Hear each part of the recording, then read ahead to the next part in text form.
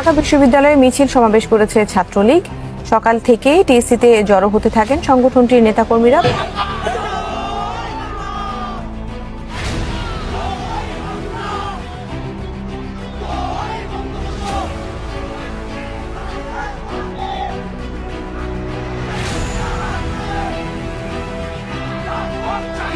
নৌকা মার্কা ক্ষমতায় আসলেই দেশের উন্নতি হয়, নৌকা মার্কা ক্ষমতা আসলে কৃষকের ভাগ্যে পরিবর্তন হয়।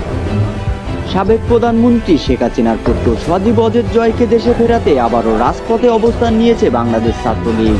গতকাল সন্ধ্যায় আওয়ামী লীগের ভেরিফাইড ফেসবুক পেজ থেকে দলের নেতাকর্মীদের উদ্দেশ্যে আন্দোলনের ডাক দেওয়া হয়। দেশের সব জেলা মহানগরীতে মহাসমাবেশের ঘোষণা দেয় ছাত্রলীগ।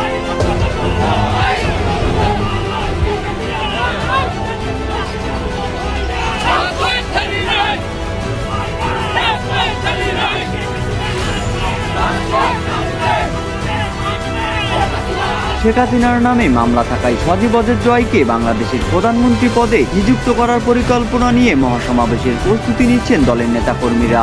অন্যদিকে রাজনীতিবিদরা জানিয়েছেন পুনরায় দল গুছিয়ে ফেলেছে আওয়ামী লীগ। আমরা তো ধৈর্য ধরছি, আমরা কিন্তু কোথাও কিছু করছি না, কারণ আমরা জাতিকে বিশ্বকে দেখাতে চাই যে সন্ত্রাসটা কারা করে একটু দেখুক। এটা আপনাকে একটু বলি, বিএনপি তাদের সাথে একত্রতা প্রকাশ করে নাই। ছাত্রলীগের ৭৭তম প্রতিষ্ঠা বার্ষিকী উপলক্ষে দেশের বিভিন্ন জায়গায় দেখা গিয়েছে ছাত্রলীগের ঝটিকা মিছিল।